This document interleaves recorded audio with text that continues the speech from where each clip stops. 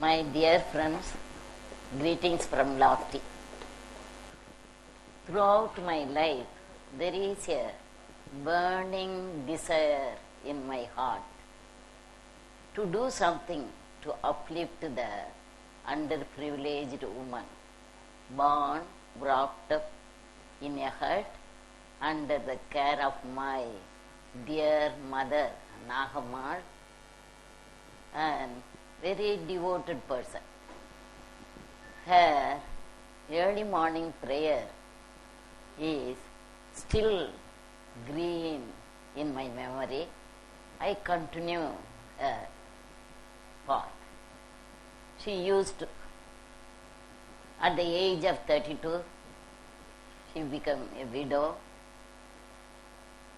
Early morning she will go out, standing in front of the morning star. That is, according to her, it is her divine light, and pray,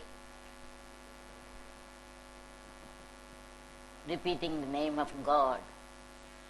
Narayana, Narayana, Om Narayana, Hari Narayana, Avat Pandava, Anada Ratchaka.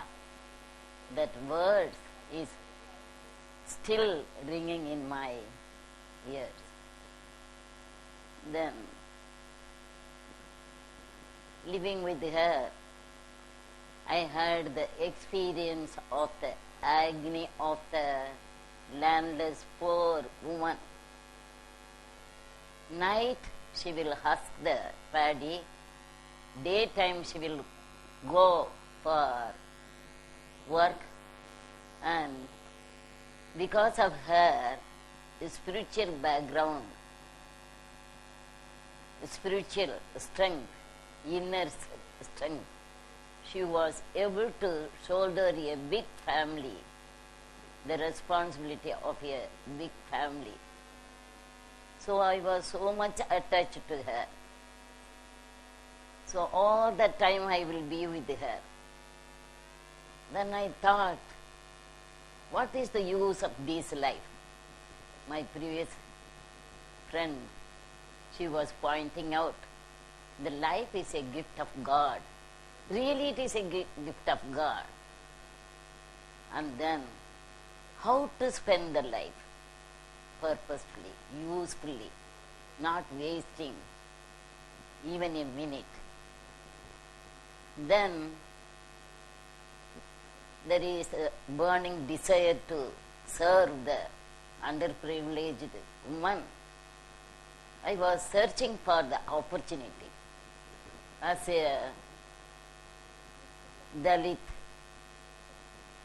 student, where can I go and start the social work? Where can I go and live?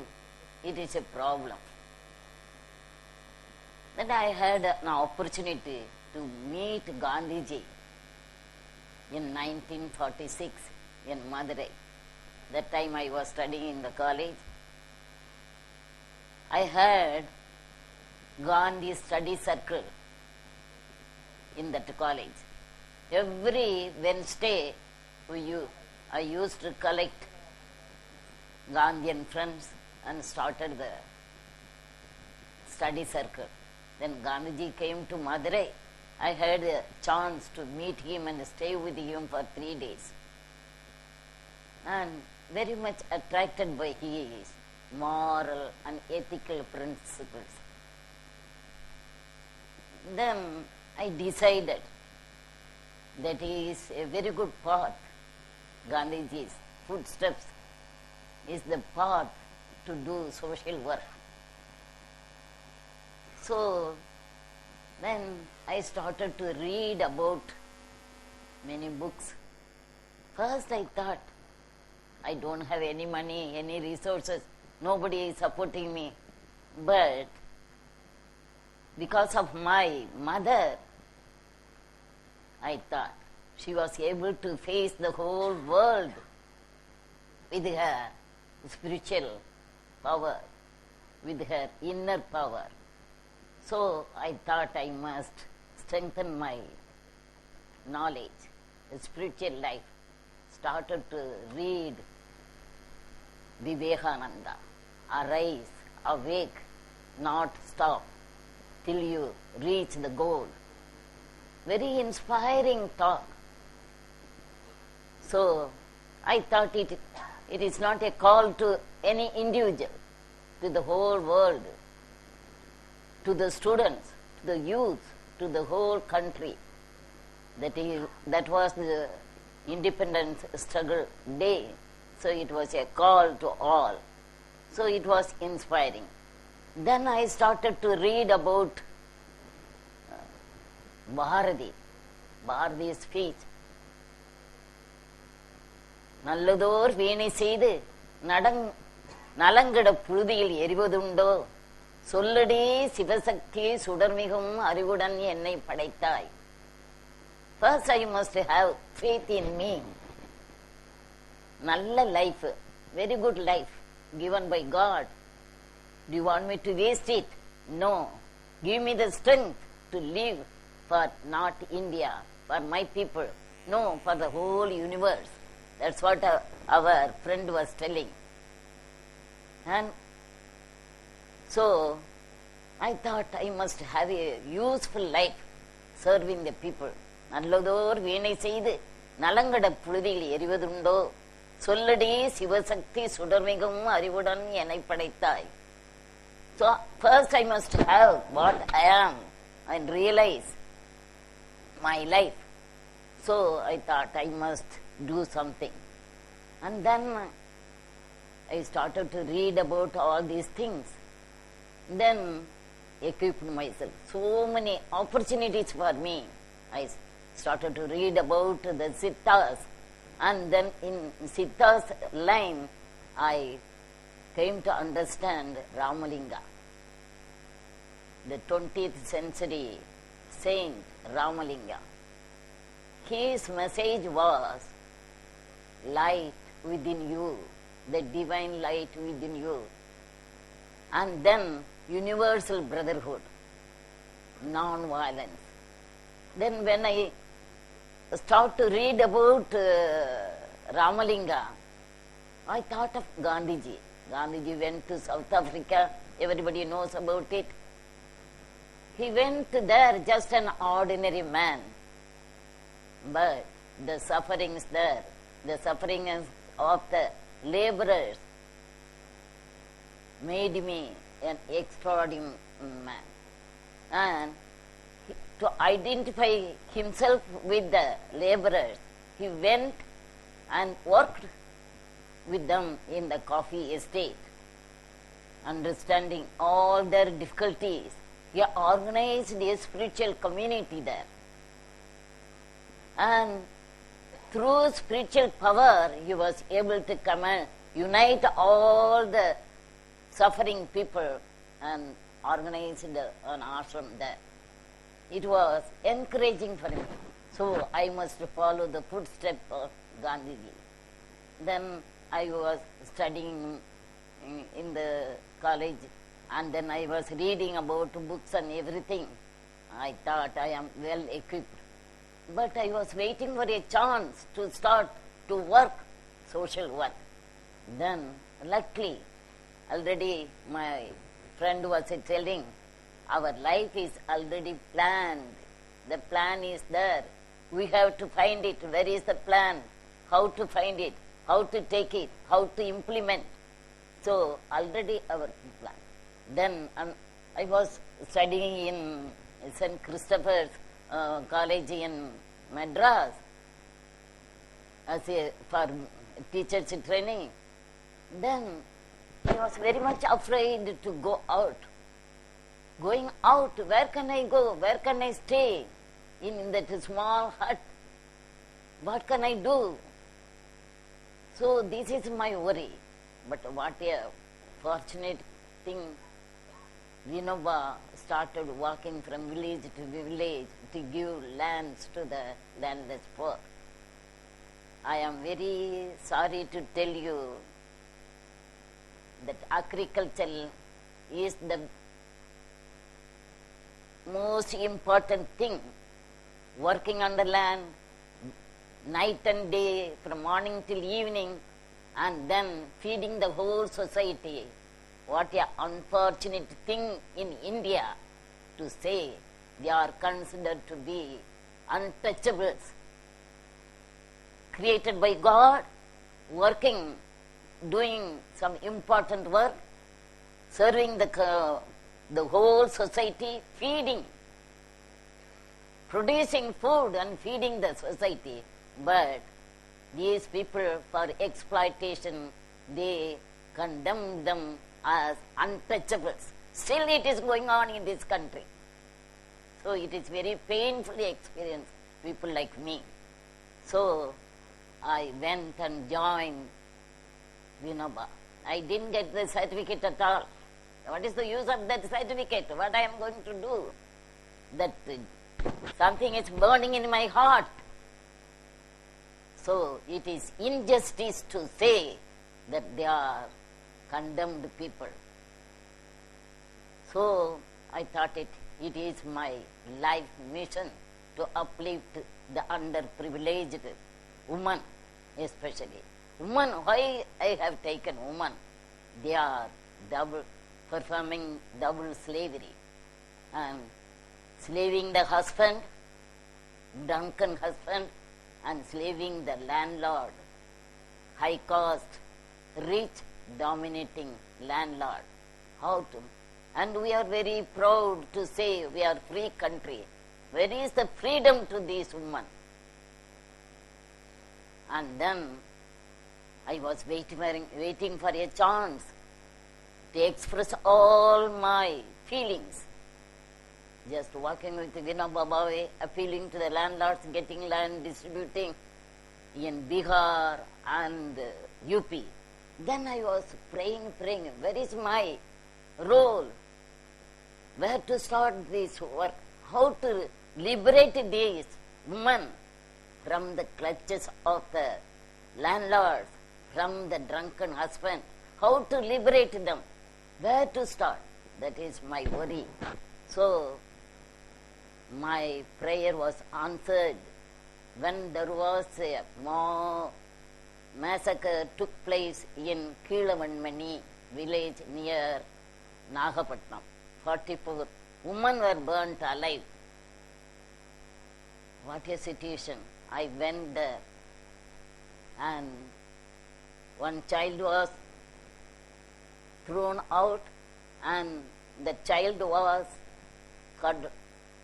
kept on the tree and cut. The fresh blood was there. Then I thought, this is the place for my life mission. So I started to walk from village to village.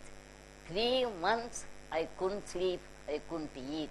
Just went round to see what to do. That is my prayer.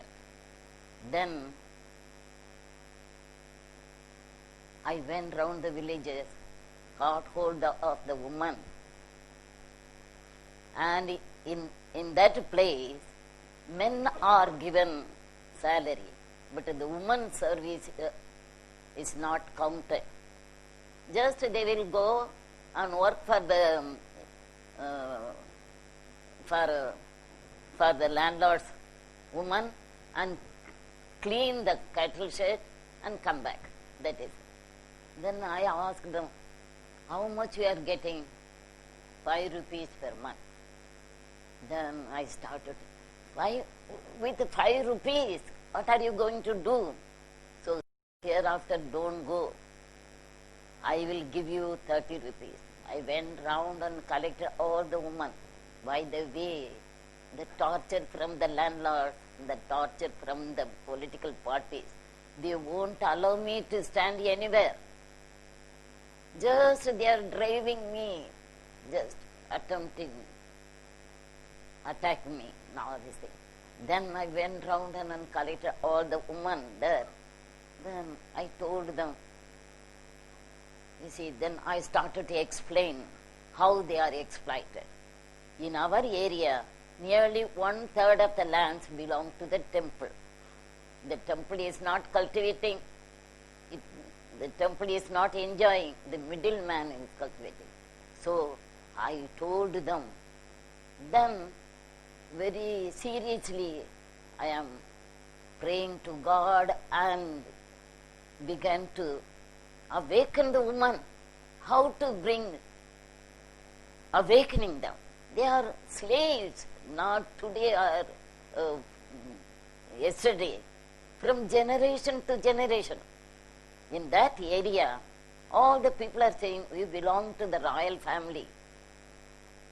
So these people should not have, even they have money, they can't keep the land. They can't own the land. That is the. Then I must change this. So went and so I couldn't carry any sari, anything. Just one sari. Wherever I found water, I will just wash and keep it.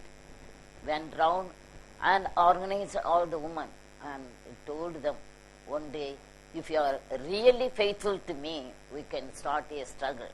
Then to release the temple land from one village called Valivalam.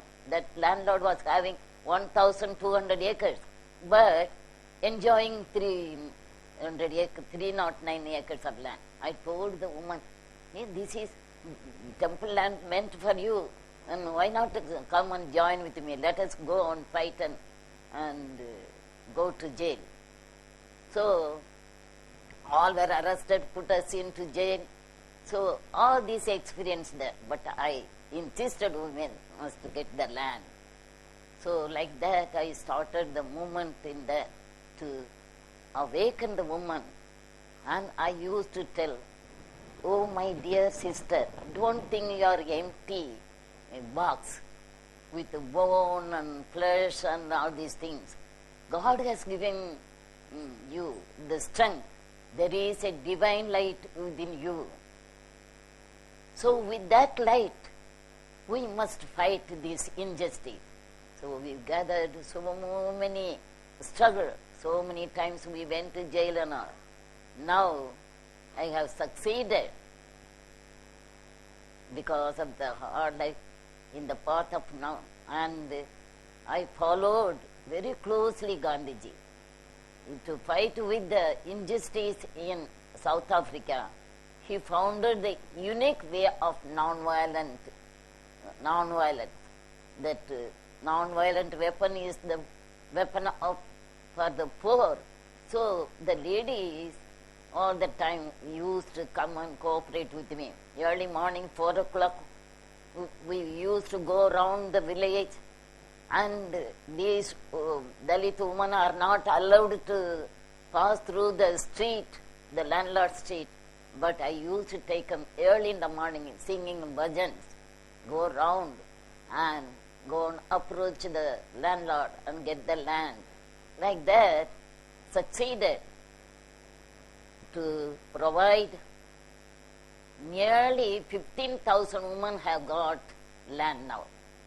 And so I am very much pleased to say they are non-violent soldiers. So I can give you one example. One day we wanted to distribute 44 acres to 44 women. We were sitting in the temple. I asked all the women, first let us go to the temple and come and sit and take the land. They went inside. The priest didn't allow them. You go, you can't, your untouchables couldn't. And one lady, Chandra, got up and went and quarreled with that priest. Yesterday I washed the temple and we built the temple, and now you are not allowing us to enter into the temple. You just go away. I know how to perform the puja. So, but her argument is very new to me. I am very proud to hear that voice. Suppose they didn't allow me to enter the temple, then I will just quarrel and come back. But with a reasonable points, he quarreled with him. And the next day he came to our office. Amma, yesterday I was not in a good spirit, so I stopped the woman to enter in. Now they can freely come and do the puja and everything. like that. That much courage has come to our woman. And how I used to fight with the landlord. So I used to go to the landlord, please give the land to these people are with you for so many years. Where your children are in America, England, Madras, and everywhere. But we are here, only one man is managing 32 acres of land. You give me the land. And immediately he went inside the house and brought a big stick to beat me. Then I thought, myself also acted very actively. Just in front of the house, there is a temple, very old temple, no light, full of thorns and everything, very dark. And then just I entered in and started fasting for 3 days. Nobody was with me. And suppose today you ask me to go there, I don't have the courage to go. At that time, with the ferment, that I must get the land from that man. That is the only point in my mind. No fear, nothing at all. Three days I was sitting inside without even taking water. And the third morning, he came with a little rice. He scolded me like anything, and that you first have something to eat, then I can give you the land. Then I am very much pleased to get the land. Like that, so many stories I can tell. The very hard-hearted men, now they have become my friends, the landlords. In that way, 15 acres, 15,000 of women have got land, and they have become the owners of the land. They are the masters of the land. And now another demand from them. All along they are living in the huts and very much disturbed by that tsunami and cyclone, everything. They are homeless now, houseless. So I wanted to give a proper house. Nearly 3 years I went to met Karnanidhi and appealed to him to give houses for them. Now he is telling, we are going to build the houses, 21 lakhs of houses. But all along our life, we were living in a small hut.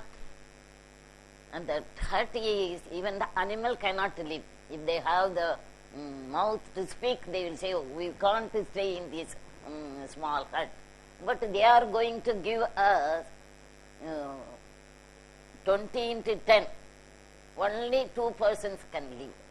But, and these, I am arguing and quarreling with all the officials. We don't want this house. It is better to live under a tree instead of living in a small hut. So, my point is, giving houses to the rural poor, it is not building an individual home. And we have to build a nice house because they are giving their life, they are contributing labor, they are living for the sake of the whole society. So, it must be society should come forward to. The beneficiaries should raise the foundation, the society people, friends should come build the walls, and the government should complete the houses in that way. So I am refusing to accept government houses. So our women are engaged in making the bricks, and they are taking it. We will have the foundation, then I will come to you all to cooperate with me and help me extend your help to give a nice and proper decent house to the working class people. This is my experience.